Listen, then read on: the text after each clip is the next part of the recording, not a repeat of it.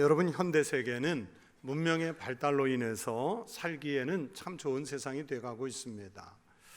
그리고 앞으로도 AI의 발달 또는 유전공학이나 생명공학 이런 과학 분야의 발달로 인해서 더 편하고 더 좋은 세상이 될 것이라는 예상이 있습니다. 하지만 유발 하랄이라고 하는 아주 유명한 역사학자는 호모데우스라고 하는 그분의 책에서 우리 인간이 그렇게 과학과 생명 이런 문제에 있어서 너무 발달해서 우리 인간 자체가 이미 신이 되었다. 데우스, 우리가 신이 되었다. 그렇게 선언을 합니다. 인간 스스로가 신이 되어가면서 하나님이라고 하는 우리가 신앙의 대상으로 삼아야 하는 절대주의이신 그 하나님이라는 존재를 대신에 상실해가는 그런 영적 위기의 시대를 맞고 있기도 합니다.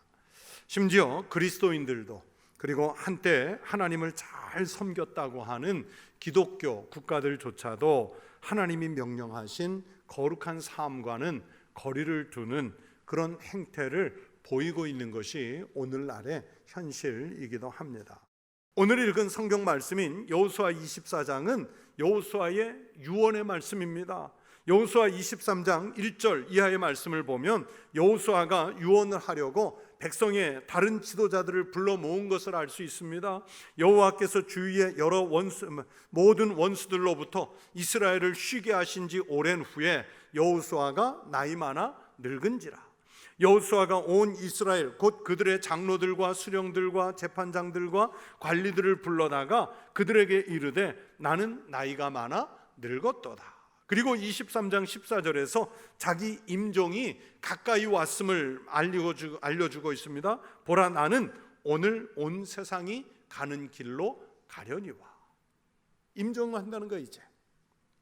그러면서 남은 백성의 지도자들과 백성들이 하나님께서 자기 민족을 여기까지 어떻게 인도하셨으며 하나님의 율법과 계명들을 앞으로 어떻게 지켜나가야 하는지 유언으로 주시는 말씀이에요.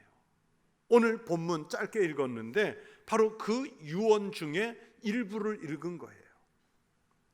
오늘 본문에서 여호수아는 여러분, 믿음은 선택이 아니라 반드시 지켜야 할 도리이며 우리 자손들에게도 확실하게 계승시켜야 할 것이라는 것을 선언하고 있습니다. 15절에서 너희가 섬길 자를 오늘 택하라 그러면서 마치 하나님을 섬기든지 애굽의 신을 섬기든지 아니면 아모리 사람들의 신을 섬기든지 마치 신앙의 선택권을 주는 것 같지만 오직 나와 내 집은 여호와만을 섬기겠노라, 이런 결단의 선언을 해서 다른 백성들이나 지도자들이 다른 신앙을 선택하지 못하도록 아예 쐐기를 박는 그 유언을 지금 하고 있는 거예요.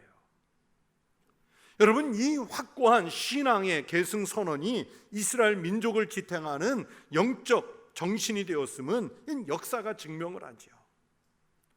우리는 오늘 자녀와 우리 후손들에게 여러분은 어떤 신앙의 태도를 취하고 계십니까? 여러분 생각해 보세요. 여러분 자녀, 후손들에게 여러분의 신앙이 어떤 영향을 끼치고 있습니까? 오늘 제가 설교 제목을 먼저 가정이 부흥하게 하라라고 잡았습니다. 여러분, 제가 이 제목에서 의도하려는 부흥이 숫자의 부흥을 말하겠습니까? 갑자기 가족의 숫자를 좀 늘려봐라, 이런 말은 당연히 아니겠죠. 제가 가정을 부흥하게 하라고 말씀드리려는 것은 하나님 앞에서의 영적인 부흥, 가정에 속한 우리 가족들의 거룩함의 회복, 이것을 말씀드리려고 하는 거예요. 2주 전 거룩에 대해서 설교할 때도 하나님은 이스라엘 사람과 애굽 사람들을 구분하시는데 보세요. 사는 땅을 구분하시고 그들이 각각 기르는 가축도 구분하시고 그리고 애굽과 이스라엘 사람들, 사람을 구분하셔서 그 하나님 편에 선 것들은 거룩하게 살기를 원한다고 말씀을 드렸습니다. 오늘 레위기의 본문인 20장 26절 말씀은 우리가 왜 거룩해야 하는지 그 이유를 말씀하고 있습니다. 너희는 나에게 거룩할지어다. 이는 나 여호와가 거룩하고 내가 또 너희를 나의 소유 삼으려고 너희를 만민 중에서 구별하였음이니라. 여러분, 우리가 하나님의 백성이지 않습니까? 우리가 믿는 그 하나님이 거룩하시고 그 거룩하신 하나님이 우리를 하나님 소유 삼으시려고 우리를 만민 중에서 구별하였기 때문에 당연히 우리는 거룩한 존재가 되어야 하고, 그 거룩한 사람들이 모여서 가족을 만들고 거룩하게 해야 합니다. 여러분, 이것이 진정한 부흥입니다. 그런 면에서 여호수아는 유언을 통해 확고한 신앙의 기틀을 자녀와 후손들 그리고 이스라엘 백성들에게 남기려고 유언을 하고 있습니다. 오늘 여호수아의 이런 유언을 통해서 어떻게 하면 우리 가정을 부흥하게 할 수 있는지 하나님의 말씀에 귀를 기울여 보시기 바랍니다. 이것이 바로 가정을 살리는 길이기 때문입니다. 우리는 보통 부흥시켜야 한다 하는 말을 들으면 먼저 교회의 부흥을 생각할 거예요. 또는 나라의 부흥을 생각할 것입니다.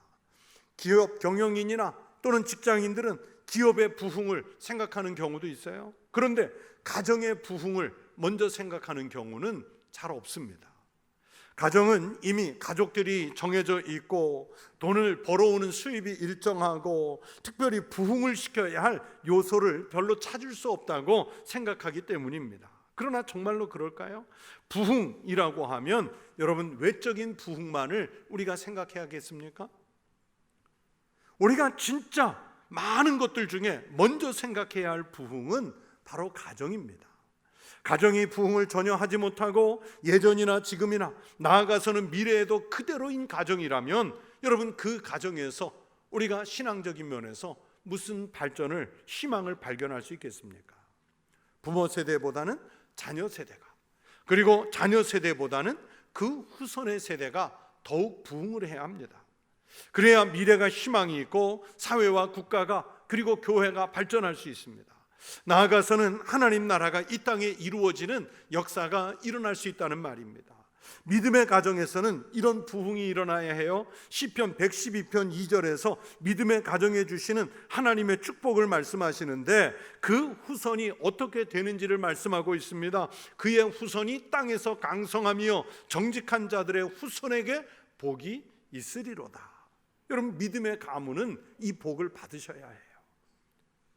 그러면 어떻게 하면 가정의 부흥 또는 가문의 부흥을 이룰 수 있겠습니까? 오늘 본문의 말씀을 중심으로 이 꿈을 실현하는 길을 찾으려고 합니다. 첫 번째는 성실함과 진실함으로 예배를 드리는 가족들이 되셔야 돼요. 여러분, 교회 성장학을 연구하는 서양의 학자들은 우리 한국 교회가 단기간에 이렇게 큰 부흥을 이룰 수 있는 두 가지 요인을 찾아냈습니다. 하나는 우리 한국 교회가 성경을 사랑하는데 유별나게 열심이었고, 또 다른 하나, 두 번째는 우리 한국 교회 그리스도인들은 예배를 드리는 일에 다른 세계 어느 교회보다도 열심을 내는 교회요 그리스도인이었다는 것입니다. 여러분, 어떤 나라에 선교사가 들어오기 전에 성경이 먼저 번역되는 경우는 거의 없습니다. 그런데 우리나라는 1885년 4월 부활절 아침에 아펜젤러 선교사, 언더우드 선교사님이 공식적으로 우리나라에 들어오기 전에 이미 한글로 번역된 성경을 가지고 있었어요. 그래서 선교사님들이 우리나라에 들어오면서 놀랍게도 우리 한글로 된 성경을 가지고 한국에 들어오게 됩니다. 그냥 성경만 들어왔습니까? 열심히 성경을 읽고 그 사경회 등을 통해서 열심히 공부하고 그리고 자녀들에게 열심히 성경을 가르친 것으로 유별납니다. 거기에다가 우리 그리스도인들은, 한국의 그리스도인들은 모이면 예배를 드렸어요. 주일 예배, 주일 오후에 찬양 예배는 물론이고요, 새벽 기도회 외에도요, 회의하기 전에도 예배 드리고, 축하할 일 있으면 예배 드리고, 감사할 일 있으면 예배를 드리는 교회였고 성도였습니다. 신앙생활에서 제일 중요한 것은 끊임없는 기도와 성실한 예배 생활입니다. 마치 이스라엘 민족처럼 하나님께 제단을 먼저 쌓는 사람들이 우리들이었습니다. 여러분, 교회에서 매일매일 새벽에 예배가 드려진다는 사실에 서양 사람들이 놀래요. 어떻게 저렇게 매일 아침 새벽에 나와서 예배를 드릴 수 있을까? 우리는 너무 당연하게 여기는 일인데, 그래서 제가 해외 선교지에 가서도요, 우리나라 새벽 예배가 한국교회 부흥에 어떤 영적 영향을 끼쳤는지 그 현지인들에게 특강을 한 적이 여러 번 있어요. 그분들은 이해할 수 없지만, 그러나 예배의 이런 일상화가 교회를 살렸고 영혼을 살리는 그런 역사를 일으켰던 것입니다. 성도들 개인의 신앙생활에서도 절대 빠져서 안 되는 부분이 그래서 바로 예배 생활입니다. 예배의 부흥이 없이 홀로 하는 묵상 또는 큐티 생활, 기도 생활 반드시 필요한 일이지만, 그러나 그것만으로는 약합니다. 그래서 예부터 믿음이 신실한 분들은 어디를 가든지 주님께 제사, 예배하는 일부터 했습니다. 아브라함이 하나님께 부름을 받고 75세에 고향을 떠나 가나안 땅에 들어온 후에 세겜 땅 모래 상수리 나무 아래 거기에 도착해서는 자기에게 나타나신 여호와께 그가 그곳에서 제단을 쌓고 예배부터 드렸어요. 가나안 땅에 들어오면서 예배부터 드렸어요. 야곱이 자기 형 쌍둥이 형 에서의 살해 위협을 피해서 외삼촌 라반의 집으로 도피하는 길에 루스라고 하는 곳에 이르러서는 꿈에 하나님을 뵙죠. 그래서 거기서 자기가 베고 잤던 돌베개를 세워서 하나님께 제사드립니다. 그곳 이름을 베델이라고 부르게 됐습니다. 그리고 창세기 35장을 보면 다시 가나안 땅으로 돌아와서도 베델로 올라가서 거기서 제단을 쌓고 하나님께 예배를 드립니다. 믿음의 사람들은요, 그렇게 어디를 가든지 예배부터 드려요. 하나님을 경외하는 위치에 서는 거예요. 오늘 본문 14절 앞부분을 보십시오. 여호수아도 지도자들과 후손들에게 바로 그런 신앙의 전통을 개성시키는 말씀을 하고 있습니다. 그러므로 이제는 여호와를 경외하며 온전함과 진실함으로 그를 섬기라. 하나님을 섬길 때 꼭 지켜야 할 중요한 세 가지 단어가 나오지요. 경외, 온전함, 진실. 이런 마음으로 하나님을 경외할 때 경건한 기쁨을 얻게 되고 거룩한 그리스도인이 되어 가는 겁니다. 고린도후서 7장 1절에서 말씀합니다. 그런즉 사랑하는 자들아, 이 약속을 가진 우리는 하나님을 두려워하는 가운데서 거룩함을 온전히 이루어 육과 영의 온갖 더러운 것에서 자신을 깨끗하게 하자. 여러분, 우리 하나님은 성실하신 하나님이신 줄로 믿습니다. 진실하신 분인 줄로 믿습니다. 그렇기 때문에 우리에게도 온전함과 진실함의 예배를 요청하고 계세요. 그리고 여러분, 하나님이 이 땅의 사람들에게 복을 주신다면 누구에게 주겠습니까? 유명해서? 학위가 있어서? 부자여서? 아니요. 하나님을 경외하고 온전한 마음으로 헌신의 삶을 사는 사람, 그리고 그 가정에 하나님께서 복을 주시지 않겠습니까? 예배하는 가정이 부흥을 하고 복을 받는 것이 당연한 귀결인 줄로 믿습니다. 그래서 우리 성도들이 가정이 부흥하고 회복하려면 함께 믿음 생활을 하고 또 함께 예배를 드리는 믿음의 공동체가 되어야 합니다. 가정 예배를 꼭 드리자 하는 말씀을 넘어서서 교회가 정한 공적인 예배에 가족들이 함께 참여해야 돼요. 그러면서 또 여러분이 살아가는 삶의 자리, 삶의 현장들이 그곳이 예배의 현장이 되도록 자꾸 바꾸어가는 그런 역사를 일으키셔야 합니다. 모든 신앙생활의 시작은 예배에서부터입니다. 우리 성도들이 열심히 예배를 드리시고 자녀와 후손들도 함께 예배의 자리로 그들을 인도할 수 있는 믿음의 선조들이, 부모들이 꼭 되시기를 축원합니다. 그러면서 오늘 여호수아는 두 번째에 버릴 것을 버리라고 말씀하죠. 여러분, 우리가 살림을 정리하면서 알잖아요. 뭔가 생활용품을, 살림살이를 들여오는 것보다 그걸 버리는 게 더 힘들어요. 그렇죠? 정리할 때 보면 그렇잖아요. 그런데 이 미니멀 라이프를 주장하는 사람들의 이야기를 들으면 여러분, 1년 동안, 지난 1년 동안 쓰지 않은 것 있으면 버려야 한대요. 그런데 우리 집에 보세요.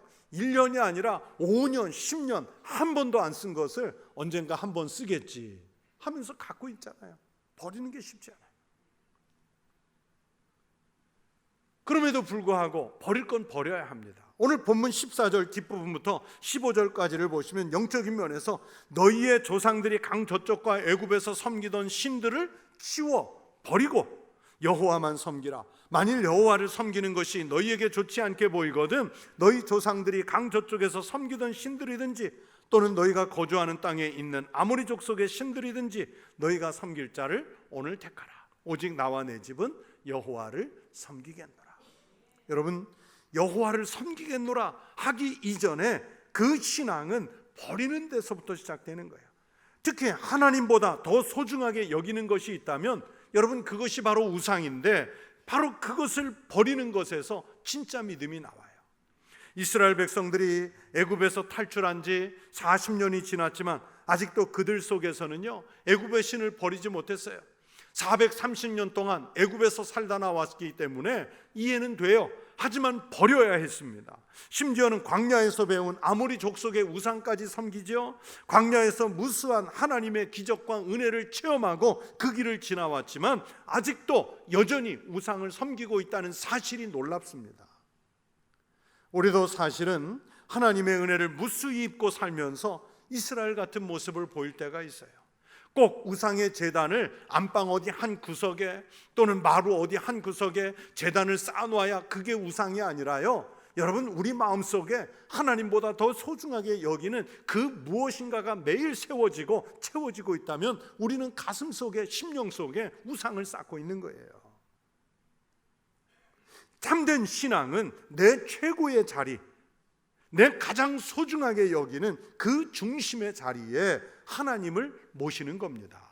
그 자리에 황금이 있고 사람이 있고 또는 명예가 있으면 안 돼요. 특히 자기가 중심이면 안 됩니다. 하나님을 대체하는 다른 무엇인가 있다면 여러분, 그것이 우상이에요. 그러므로 버려야 할 것이죠. 가치관과 사고방식, 이 모든 것을 하나님 제일주의로 바꾸셔야 합니다. 아직도 하나님과 세상을 겸하여 섬기는 것이 있다면 속히 버리십시오.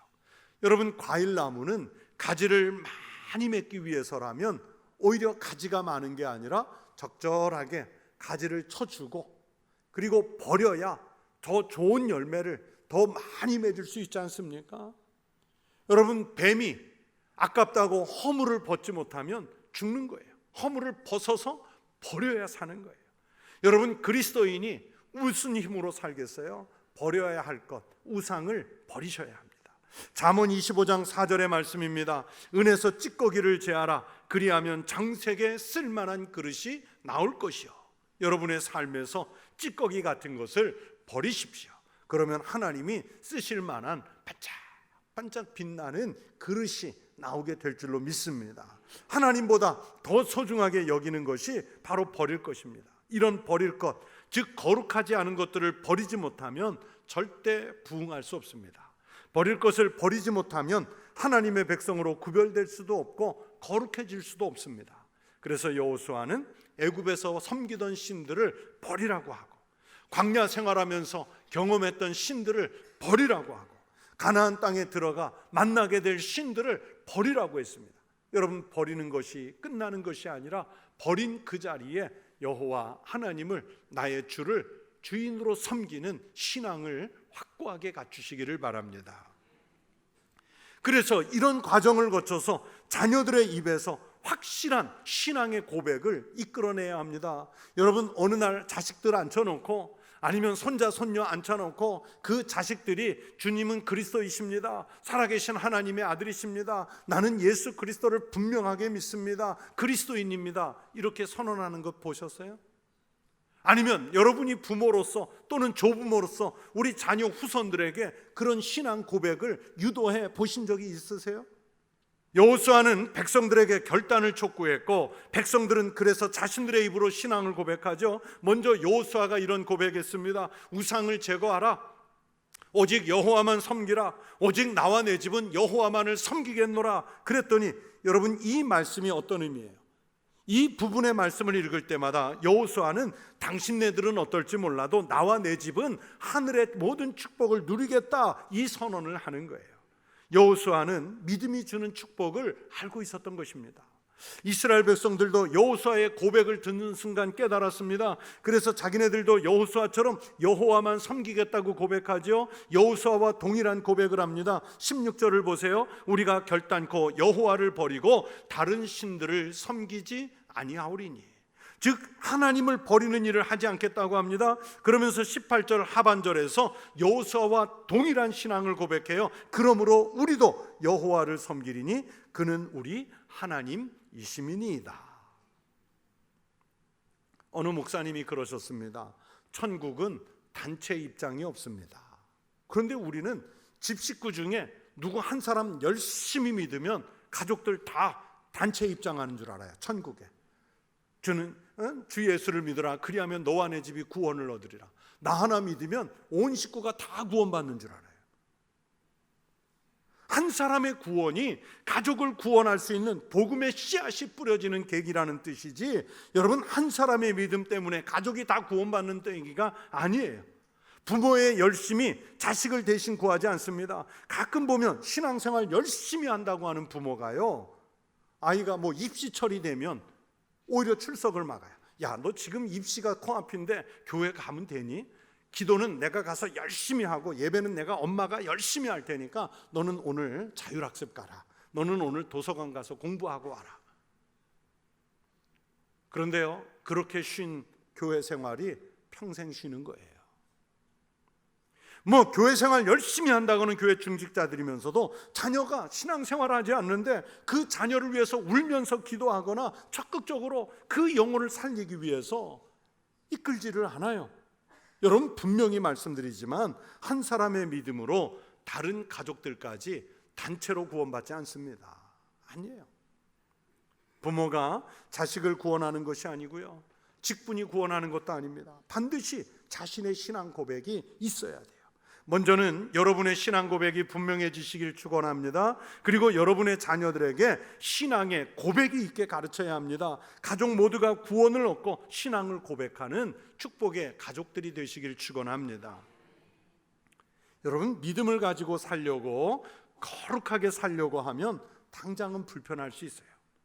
따돌림 당할 수도 있고요, 신앙생활 열심히 하는 것 때문에 제약이 있을 수 있어요. 그러나 그것이 장차 우리가 받을 하나님 나라의 상급과 하나님 나라의 생명에 비하면 그 불편함은 아무것도 아닙니다. 우리는요, 지금 눈앞에 보이는 것에 집착하는 사람들이 아니라 장차 올 것, 먼 것, 영원한 생명, 하나님 나라, 그것을 보고 사는 사람들이기 때문에 그렇습니다. 제가 안경을 맞추고 그 안경을 관리해주는 안경점이 있습니다. 우리 교회에 나오는 젊은 안경사 집사님인데, 며칠 전에도 안경을 좀 새로 하려고 찾아가서 시력 검사를 하고 안경을 맞추어서 찾았습니다. 그런데 여러분 이제 늘 쓰고 있어야 하는 게 이게 멀티잖아요. 멀리도 보고 가까이도 보는.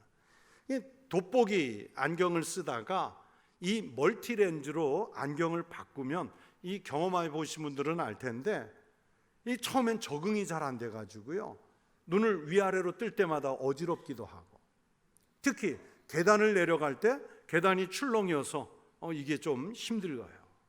그러면 사람들은 귀찮으니까 순간 벗습니다.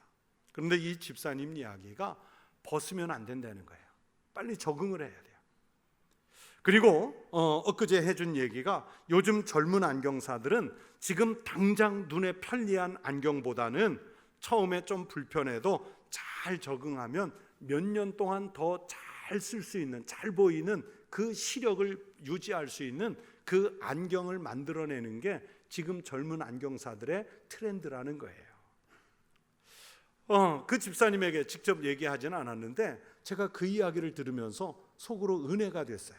아니, 안경 얘기하는데 무슨 은혜예요? 신앙생활을 거룩하게 하려고 하면 당장은 불편이 있어요. 사람들을 사귀는 게 불편할 수 있습니다. 다양한 생활에 그 신앙 때문에 제약이 있을 수 있어요. 내 소신을 접어야 할 때가 있습니다. 그렇다고 당장 편안한 생활로 돌아가면 결국 신앙은 흔들리는 거예요. 지금 영적인 삶이 불편해도 거룩한 신앙으로 부응하면 그 삶이 강건해질 줄로 믿습니다. 살아납니다. 영적인 평안함을 얻을 수 있습니다. 그런 삶을 만드는 것이 거룩이고 영적인 부흥입니다.